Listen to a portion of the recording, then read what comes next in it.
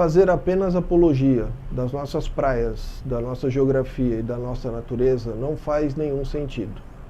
É preciso resgatar a nossa história para construirmos uma ponte entre o nosso passado e o nosso presente. Saber dos nossos desbravadores, dos nossos pioneiros e dos nossos heróis vai ajudar a que possamos compreender quais são as nossas origens e vamos assim fortalecer a nossa identidade.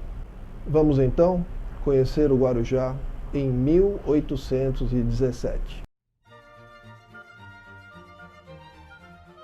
Em 1808, sob a ameaça da França de Bonaparte, a família real, e toda a corte portuguesa, foi obrigada a deixar Portugal e rumar para o Brasil.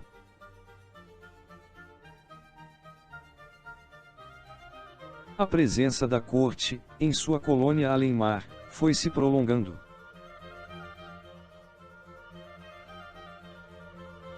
Em 1815, o Brasil é elevado a Reino Unido a Portugal e Algarve. Em 1817, o rei Dom João VI decreta o aviso régio, também conhecido como tombamento de bens rústicos, a fim de fazer um censo das propriedades existentes no território brasileiro. E foi assim, dentro deste contexto histórico, que chegamos ao mapa das propriedades existentes na ilha de Santo Amaro de 1817.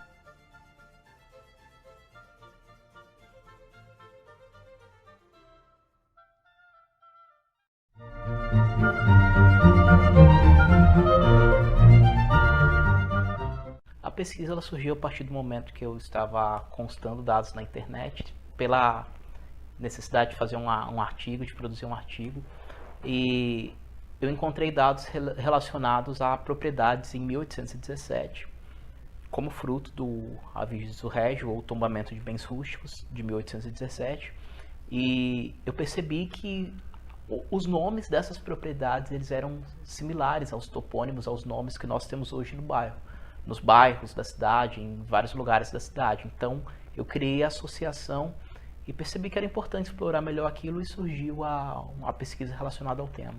Esse mapa é o resultado da pesquisa.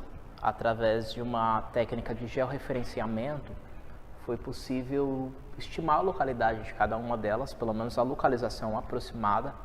Vale lembrar que nesse período do século XIX, as divisas elas são um pouco difíceis de se delimitar, de se delinear, mas visto que uma das condições do aviso régio era que cada proprietário declarasse tanto o seu vizinho da direita quanto o seu vizinho da esquerda, com isso foi possível determinar aproximadamente o local de cada uma das propriedades.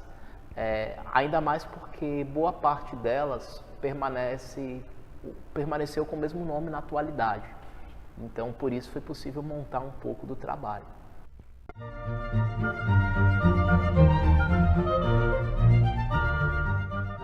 A pesquisa relacionada à Ilha de Santo Amaro ela dura pouco mais de um ano. Ele foi publicado no ano passado, agora em 2018, num artigo que eu apresentei no simpósio da UNAERP, e esse ano a pesquisa resultou em mais 2 artigos também apresentados no simpósio da UNAERP.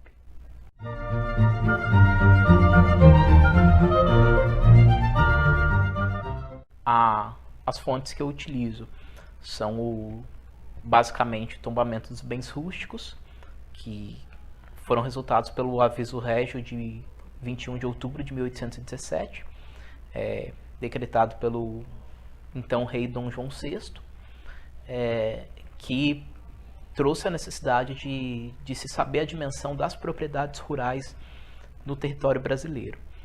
E eu também utilizo as listas nominativas, que ambos os documentos eles estão sob a guarda do Arquivo do Estado de São Paulo. E através das listas nominativas, que é quando são listas que foram produzidas pela Capitania de São Paulo na época, e que elas trazem informações relacionadas às famílias, aos fogos, aos domicílios, a dimensão dessas famílias, como que elas são compostas, o quanto cada uma produz. E através desses 2 documentos, principalmente, é que cruzando as fontes, cheguei aí no resultado que veio, enfim, na pesquisa. A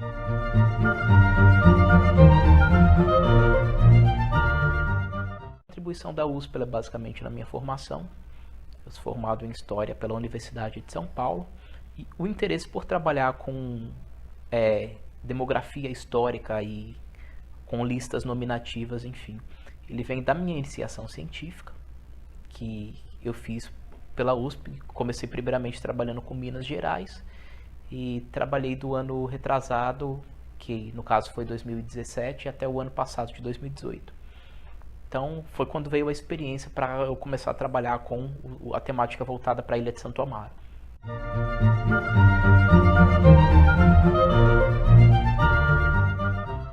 48 propriedades declaradas dentro das dimensões do aviso régio. Há pelo menos a percepção de uma propriedade que não foi declarada, que embora não tenha sido declarada, sabe-se da existência dela no período, que é o sítio Ostreira, no caso, que ficava sob o poderio do convento do Carmo. Mas, no geral, das propriedades declaradas, elas são em número de 48.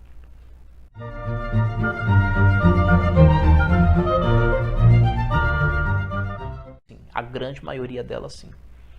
Dos que puderam ser detectados, né, de 29 proprietários que puderam ser detectados nas listas nominativas, 24 deles residiam na região central de Santos, principalmente na rua do Santo Antônio, né, e na rua direita. São as duas ruas principais onde os proprietários se concentravam.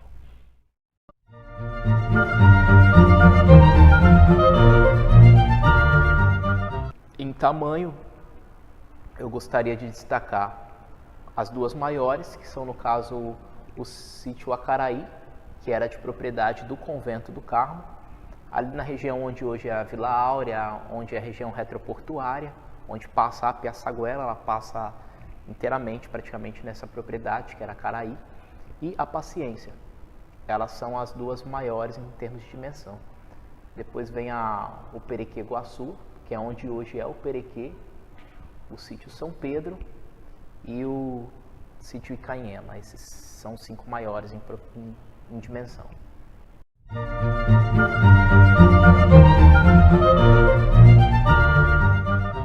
Algumas propriedades que estão ligadas principalmente aos nomes da cidade é interessante ressaltar, como por exemplo na região central, aqui próximo aos Astúrias, nós temos a propriedade Guarujá, temos a propriedade Guarujá Guaçu, que é onde hoje é o Morro do Botelho, e o Guarujá Mirim, que provavelmente seja onde hoje é a Ponta das Galhetas, nas Astúrias. E as propriedades de nome Guaibê, que fica o Canto do Guaibê e o Guaibê, na região onde é a Praia do Guaiúba, e a propriedade Porto de Guaibê, que seria o equivalente ao Porto das Naus, nos primeiros relatos da colonização do Brasil, e que hoje é a região do SING, no Guarujá, do Complexo Industrial e Naval.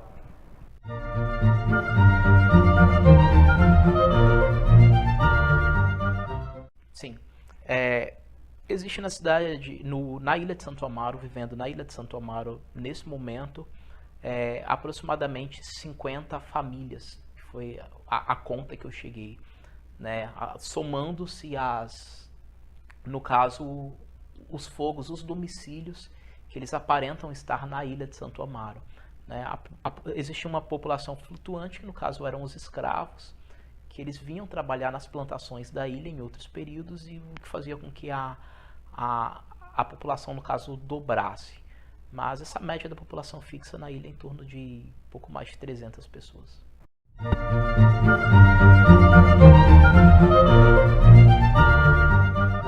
Vale ressaltar algumas propriedades, como por exemplo o sítio Conceição. Ele era uma propriedade pertencente aos jesuítas, uma vez que a Companhia de Jesus ela foi expulsa pelo Marquês de Pombal das terras brasileiras. No século XVIII, essa propriedade ela foi arrematada num leilão pelo médico Joaquim José Freire. É interessante também falar sobre a propriedade Porto de Santo Amaro, que era pertencente à família Andrada.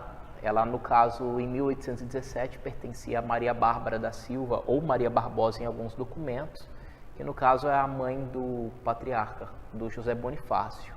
Interessante também falar sobre a propriedade Paciência, que ela sozinha era responsável por 9% de toda a produção agrícola da Vila de Santos na época. Ela é a maior em termos de tamanho, ela é maior em quantidade de escravos que trabalham nela, aproximadamente 63 escravos. Ela é maior em quantidade de famílias de agregados, 12 famílias de agregados trabalhando nela, responsável pela produção de arroz, pela produção de aguardente, pela produção de milho, pela produção de feijão. E ela pertencia a João Teixeira Chaves, que no caso é o avô do Elias Chaves, que é um dos fundadores da Vila Balneária no Guarujá no final do século XIX. É interessante também ressaltar a propriedade do Guarujá-Guaçu, que ela era pertencente a Antônio Botelho de Carvalho, uma das maiores propriedades também em termos de produção. E o Antônio Botelho de Carvalho, ele veio a se tornar o avô do poeta Vicente de Carvalho, que hoje dá nome ao distrito da nossa cidade. Nós temos também a segunda maior em produção, que é a Fazenda Perequê. Na época ela ainda não pertencia ao Valêncio Leomil. Ela pertencia, no caso, ao João Batista da Silva Passos, que era capitão-mor em Santos, da Vila de Santos. Então também uma propriedade com uma produção agrícola avantajada.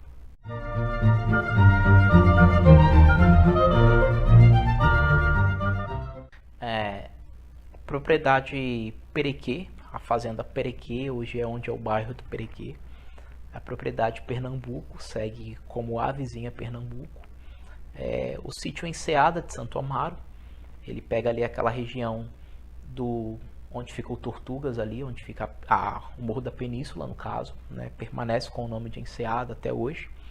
O sítio Itapema, né, conhecido ali na região de Vicente de Carvalho, permanece com a mesma nomenclatura até hoje, no caso. Tem também o sítio Conceição, que era uma propriedade dos jesuítas, e que hoje é onde é o sítio Conceiçãozinha, o bairro. A Cachoeira de Santo Amaro, onde hoje é o bairro da Cachoeirinha, ali nas proximidades. E também o sítio Monduba, onde hoje está construído o Forte dos Andradas, que é ali na região da Praia do Monduba. Permanece com o mesmo nome na atualidade.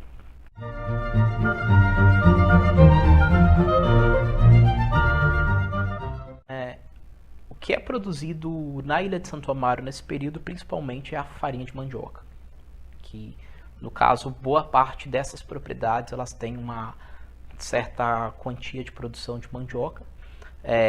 A moeda da época era um conto de réis, então toda a produção agrícola da Vila de Santos, nesse período, ela chega a 11 contos de réis, sendo que desses 11 contos de réis, 5 são só de produção da Ilha de Santo Amaro.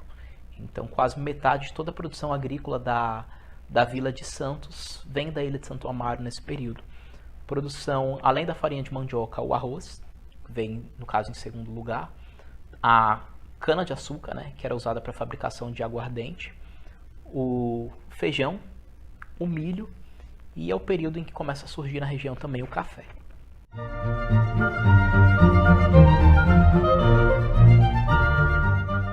Nenhum desses sítios vivia exclusivamente da pesca, mas a pesca ela aparece como uma atividade complementar, no caso de boa parte dessas propriedades agrícolas. Esse é um período onde a armação das baleias ela já se encontra em declínio. A falência ela acontece de fato nas proximidades de 1830 a 1831. Esse período de 1817 ela ainda conta com uma determinada quantidade de escravos, mas já num período de decadência.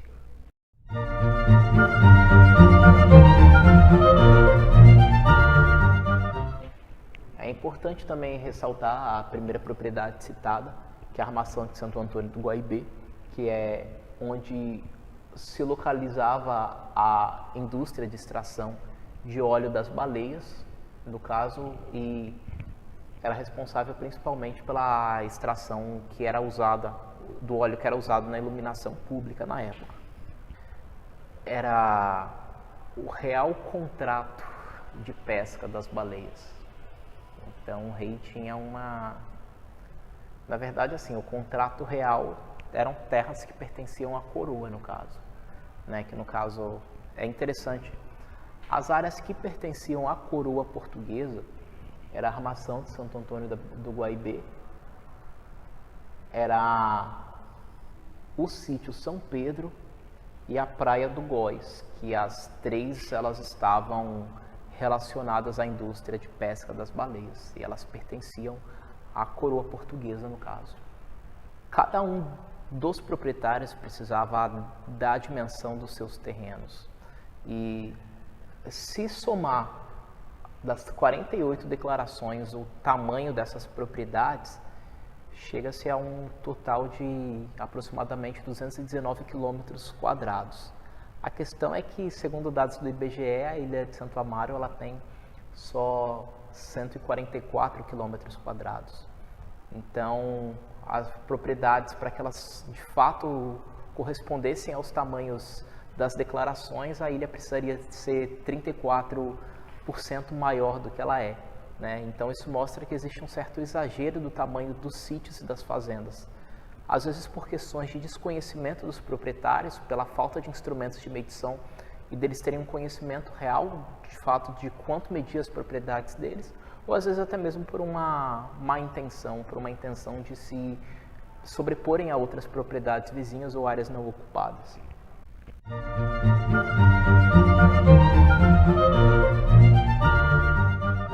Sou nascido no Guarujá. Eu diria que é uma dívida que, enfim, eu acredito que existe. O Guarujá ele tem uma certa dificuldade, pelo menos na maneira como eu enxergo, das pessoas enxergarem a história do local. Ele é um local que, embora tenha uma história muito rica, essa história, até o momento, ela não está acessível à população da maneira como ela deveria estar. Então, a pesquisa ela vem no intuito de mostrar para o guarujaense, mostrar para as pessoas que moram aqui, que têm esse vínculo com a cidade, que nós temos uma história, por sinal, uma história muito rica.